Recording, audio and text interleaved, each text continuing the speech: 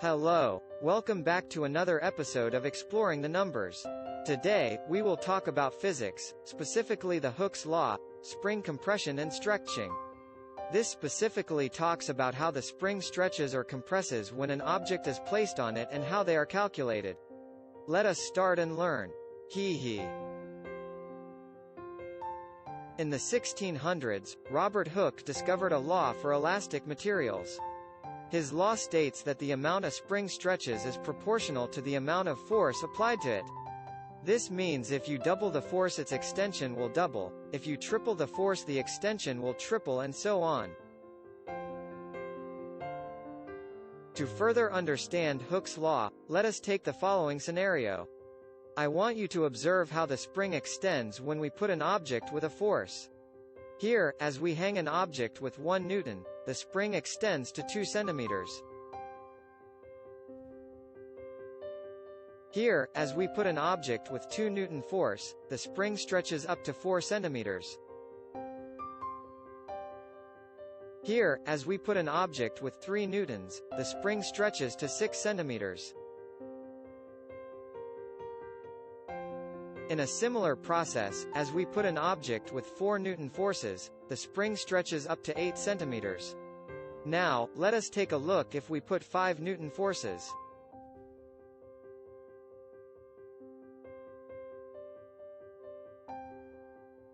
As we put a 5 Newton force to a spring, the spring extends to 11 centimeters. Here, we can observe that the extension or stretches of the spring do not obey Hooke's law. It is supposed to extend to 10 centimeters only, but it reaches 11 centimeters.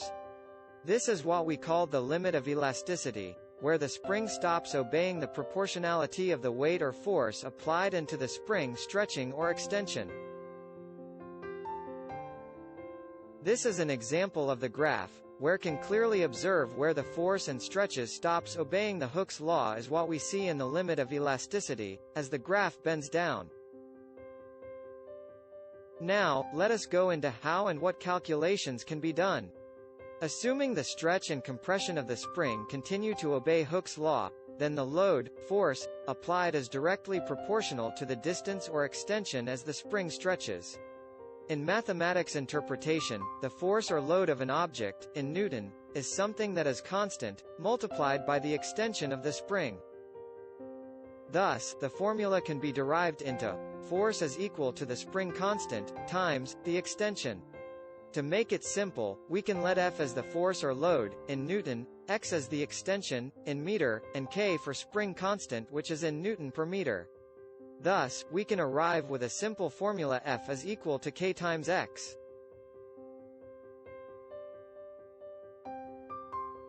For example, a horizontal steel spring has a spring constant of 40.0 Newton per meter.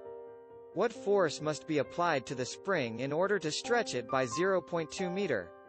From the problem, we can list down the given information as follow. Spring constant is equal to 40 Newton per meter, extension is 0.2 meter, and we are to look for the amount of force required. With the formula, force is equal to spring constant times the extension, we can have 40 Newton per meter, multiplied to 0.2 meter. And, when this is calculated, this will give the result of 8 newtons. Thus, the force required should be 8 N.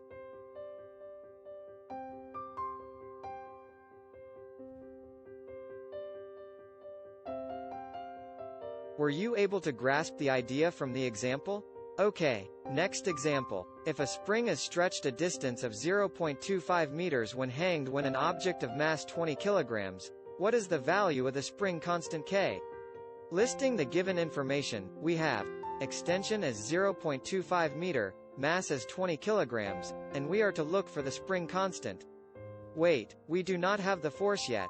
Well, we can recall that the force is equal to product of mass and the constant acceleration, which is the 9.8 meter per second squared. Thus, to calculate the force, we have 20 kilograms times 9.8 meter per second squared. Calculating, this gives us 196, and we can now turn the unit into Newton. Now, with formula, F is equal to k times x, if we are to solve for k, we can have k is equal to F divided by x. Thus, we can have K is equal to 196 Newton divided by 0.25 meters. Calculating, this gives 784 Newton per meter. Therefore, the spring constant is 784 Newton per meter. Thank you so much for staying with me in this new episode of Exploring the Numbers.